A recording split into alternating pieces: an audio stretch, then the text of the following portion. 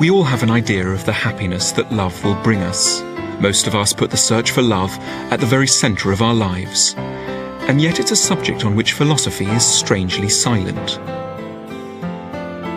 Given that few of our experiences feel more life-changing or more important, one might have thought that philosophers would take love very seriously, but on the whole they haven't. They see it as a subject that's probably better left to poets, hysterics, and chat show hosts on daytime TV. But there was one philosopher who did take love very seriously. He saw it as one of our central concerns. His name was Arthur Schopenhauer.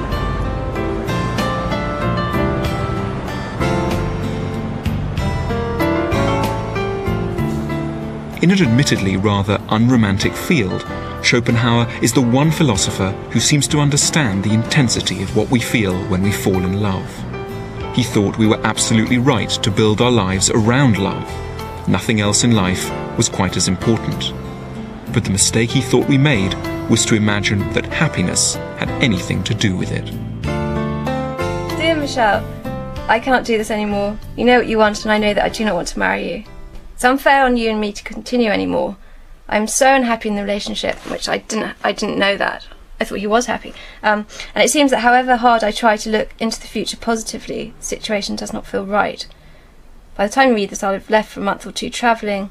It's so hard, but I'm not the right one for you, nor you for me. That's terrible. So and then a P.S. Please don't try and call. It's too upsetting. And I haven't seen or spoken to him since. So what was your first reaction when you read I this? just burst into tears. What do you expect? I shut myself in the loo and cried. You got a letter? Michelle Hutchison's boyfriend of 4 years left this letter, along with all her things from his flat, in a plastic bag at reception where she works. And did you try and call him? You didn't have any way of getting in touch with him? No, I did. I knew his numbers. But I didn't want to speak to him after that. I thought, this is it. I can't get myself out of this situation. I can't make him want me if that's so obviously clear that he doesn't want me. Tell me a bit more about him. I mean, what's he like? What does he do? How did you meet? That sort of thing. We met through a friend of mine that I lived with at university, and she introduced us at a party, and I practically moved in on the first date. How come? Because it was the summer holidays. So I just finished my degree. Mm-hmm. And he said come down for the weekend, and I actually never left. We went back and got the rest of my stuff, and I ended up living there. And was it kind of legendary love at first sight? Did you lay eyes on him and you just thought... It was for me. At this party we were walking across the field, and I just felt so comfortable with him. Do you think that he loved you? I think he did. So in that case, why this letter, if he loved you? I mean, I'm not saying he didn't. He loved me, but love isn't enough, is it? At first glance, it's hard to believe that Schopenhauer could really understand the pain that Michelle is going through, or have anything helpful to say to anyone in her situation. He never married, lived alone, and was often bitterly misogynistic. But go to Frankfurt and take a look around the Schopenhauer archive, with archivist and keeper of the Schopenhauer in Flame, Joachim Stolberg. There, amongst the rather poignant bits and pieces of Schopenhauer's life, you begin to get a picture of a man who truly deserves the title of philosophy's Dr. Love. Schopenhauer was born in Danzig in 1788, but spent most of his life here in Frankfurt. From an early age, he looked to love for happiness. He was intelligent, confident, good-looking, and after his father died when he was 17, extremely rich. That's him. That's the great man. But success with women eluded him. And his own signature. And that's the earliest. That's the earliest photo that we have of him. With a moustache. I've forgotten the German for moustache again. What's German for moustache? Schnauzbart. Schnauzbart. So he's got a Schnauzbart on. And he's how old? Schnurrbart. Schnurrbart. Yeah. And how old is he there? 21. What, 21? And he's writing his thesis. Vincesimo primo. He's writing his thesis. He's interested in women. He's trying to meet them, but has problems meeting them. Okay. Back. Was he attractive to women? War attraktiv für Frauen? Vielleicht, ja. Kleiner? Ja, kleiner als wir. Kleiner, ja? Kleiner Viel, als wir. Viel kleiner. Viel kleiner. Man sieht es an dem Spazierstock. Okay. Wir können ihn herausnehmen. So he was quite a small philosopher, which meant that anyone with theories of small men has plenty to feed on with Schopenhauer. Die Handschrift von Caroline Medon. So these are the letters from Caroline Medon, who was In 1821, at the age of 33, he did meet a woman who liked him, a 19-year-old singer called Caroline Medon. But he was never comfortable enough in the relationship to settle down. Eine sehr schöne, Mein lieber Arthur. So she was very warm. Die sehr warmherzige She wasn't desperate. She had choice, but she fell in love with him. And they had a child together. Ja. She was very keen on marriage, but he didn't want to. He told her that two people to get married means to do everything possible to become an object of disgust to one another. Mein innigst geliebter, guter Arthur. Ever warmer letters. After 10 stormy years, the relationship broke up. Schopenhauer continued to search for love, but with ever less success. In 1831, he developed a passion for Flora Weiss, a beautiful, spirited girl who had just turned 17. During a boating party, in an attempt to charm her, Schopenhauer started talking to her about his philosophy. He smiled and offered her a bunch of grapes. Flora later confided in her diary, "I didn't want them. I felt revolted because old Schopenhauer had touched them, so I let them slide quite gently into the water behind me."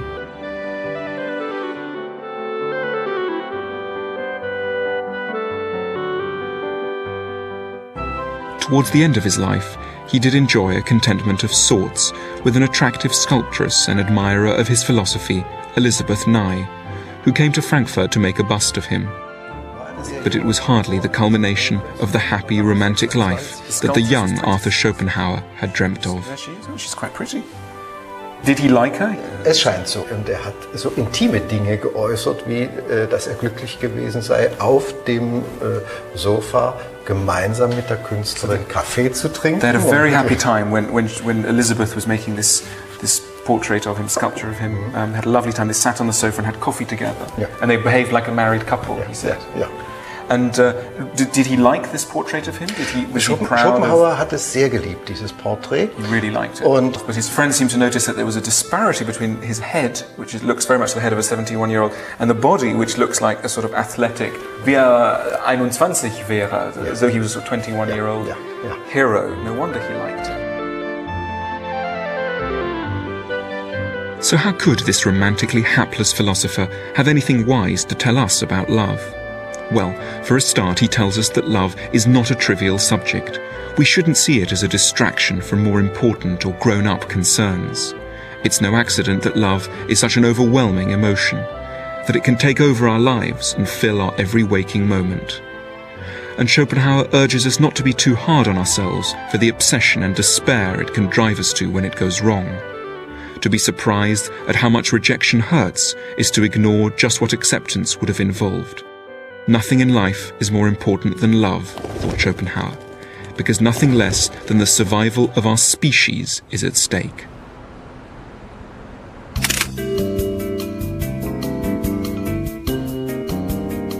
We all tell ourselves stories about love.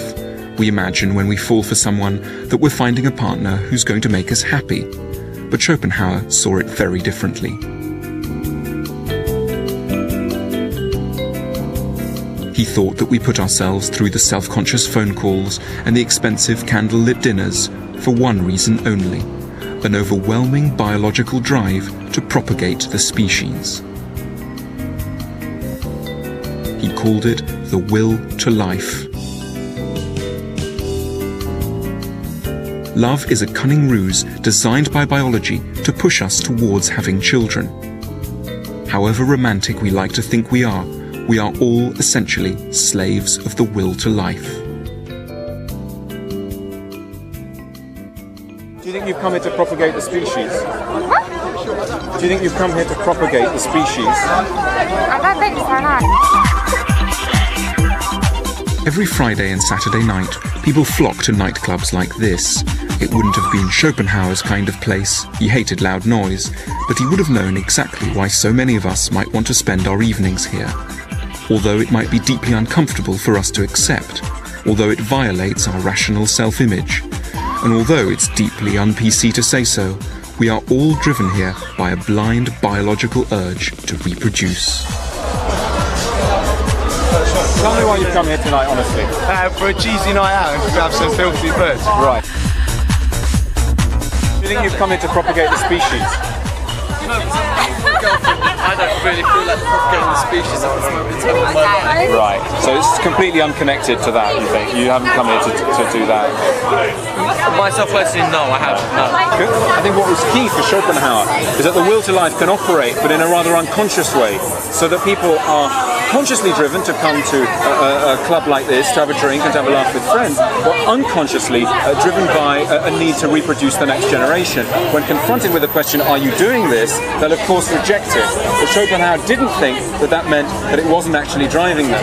It was, but in order for the will to life to be effective, it has to remain unconscious, because no one would consciously take on the burden of reproducing the next generation. What's going on in there that makes you want to hang out here? It's really like we're just going quite a few shag. They're looking for a shag? Really? Can I ask you why you've come here tonight? To be honest answer? Yeah. Full of birds. To pull a bird? Yeah.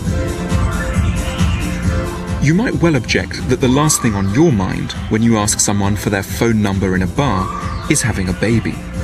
But Schopenhauer insisted that this was precisely what was motivating us, unconsciously. The very moment when two young people fancy one another should be considered as the birth of a new individual, he wrote. His theory explains the intensity with which we feel drawn to the people we fancy. But why do we fancy certain individuals and not others?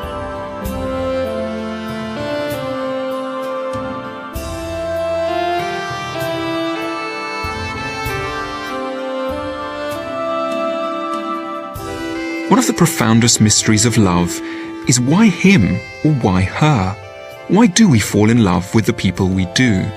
Huge numbers of people leave us cold, even though they may, on paper, be perfect for us. And just as strangely, we find ourselves falling in love with other people who might be quite tricky to live with. Schopenhauer had an answer. Whenever we fall in love with someone, we do so because we unconsciously sense that they'll help us to make healthy, well-balanced children. Love is nothing more than our will to life discovering someone who it thinks will make an ideal co-parent. This led Schopenhauer to some interesting thoughts about the rules of attraction. We're driven to fall in love with people who will cancel out any imperfections we may have, and so ensure that our children are proportioned in limb and stable of mind. Very tall people will tend to be drawn to short people, so that their children won't turn out to be giants. And people with big chins will be attracted to people with small chins, so that their children's chins will be ideal. He even believed that this search for balance extended to skin colour, and that the natural human colour was brown. Some of Schopenhauer's ideas might seem a bit fanciful now. One wouldn't necessarily put him in charge of a dating agency. And there are all sorts of emotional and sexual relationships which he leaves out. But a generation before Darwin and some 60 years before Freud, he was the first to point out that there are largely unconscious biological reasons why we fall in love.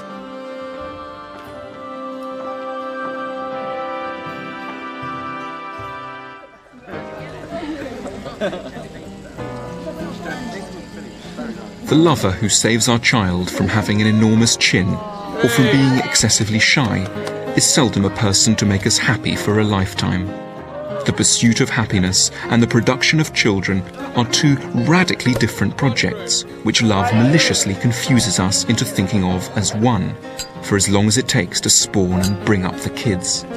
Only much later, as our healthy, well-balanced offspring are kicking a ball around the garden, will we realise that we've been fooled? Will divorce or pass family dinners in hostile silence? Schopenhauer offered us a stark choice. It seems as if in making a marriage, either the individual or the interest of the species must come off badly. And he left no doubt that he thought it would be the individual who would suffer most.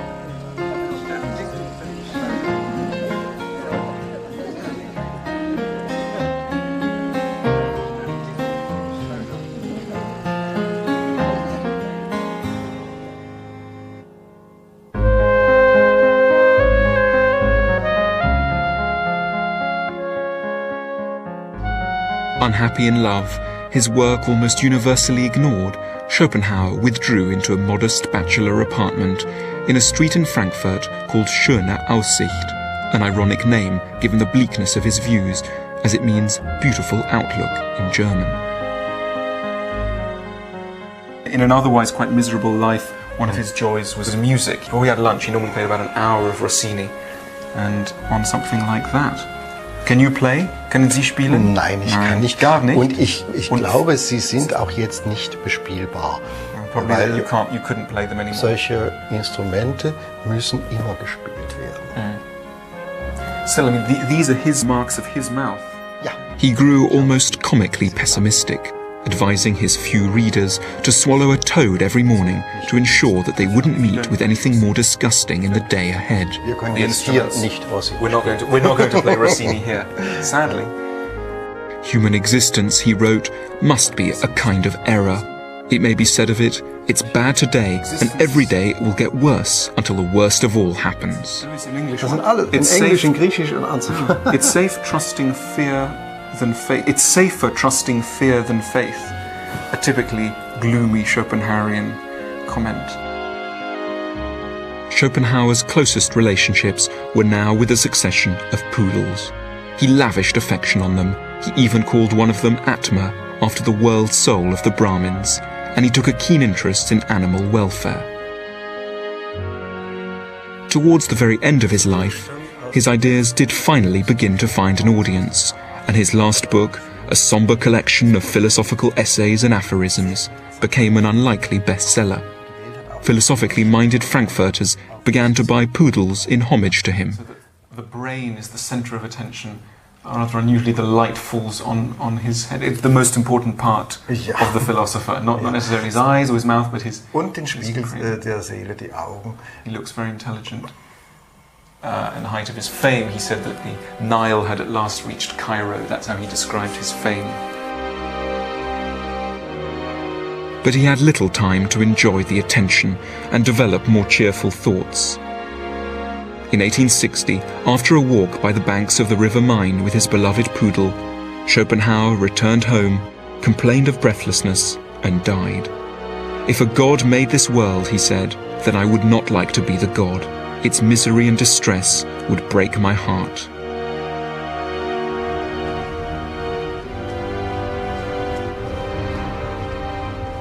It might seem odd to say that Schopenhauer could have anything helpful to tell us about love, given that he was such a misery himself. But I think he has some very consoling things to say. Firstly, he tells us that we simply have no choice but to fall in love. Biology is stronger than reason, and so we're not unhappy by accident. In essence, we're just like all other creatures in the zoo. We're impelled to find a mate, to spawn offspring and to bring them up, and only a force as strong as love could get us to do so. Schopenhauer took a particular interest in very ugly creatures like moles and aardvarks, and these wild dwarf monkeys. What interested him was the way that these creatures' lives are often extremely hard. They have to survive very harsh winters, they have to live in horrible little underground caves, and they have children that look rather like gelatinous worms, and yet that doesn't stop them trying very, very hard to reproduce. In fact, we see a couple of these wild monkeys having a go at reproduction over there.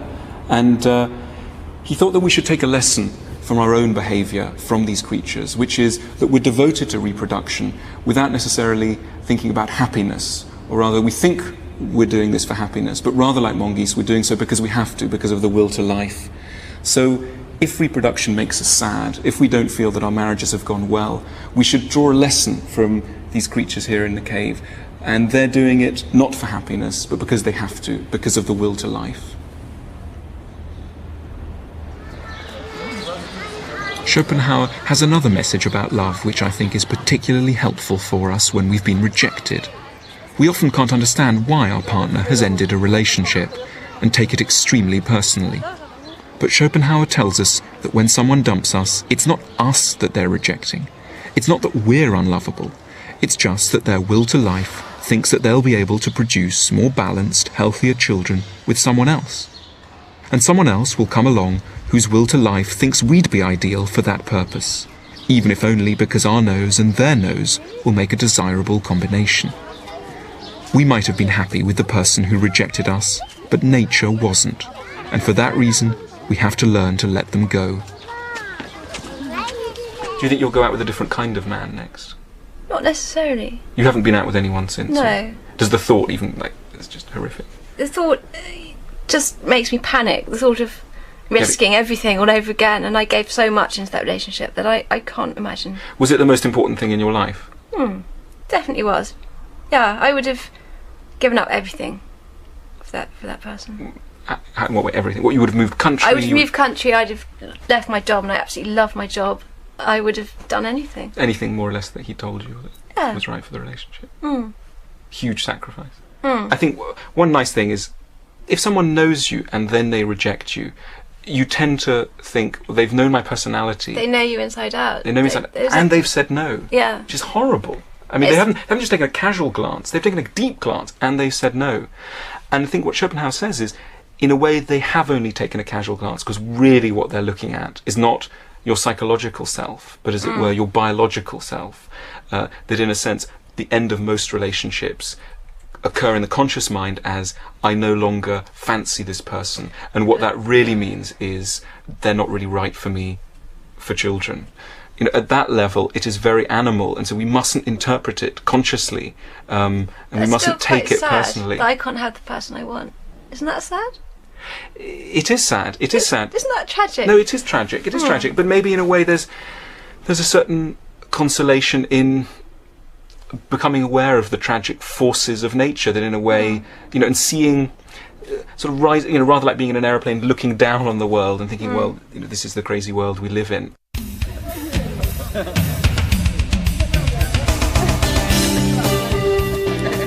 The traditional view is that this couple will live happily ever after. The cynical, modern view is that they're doomed to recrimination and a quick divorce. Schopenhauer asks us to consider a different view, that happiness is simply not the point, any more than it is for porcupines or monkeys. He didn't mean to depress us, rather to free us from the kinds of expectations which can inspire bitterness. It's consoling when love has made us sad, to hear that happiness was never really part of the plan. The darkest thinkers can sometimes, paradoxically, be the most cheering. I've one last question, which my will to life is asking me to ask you, which is, are you free for dinner tonight? Would you be free for dinner tonight? Maybe.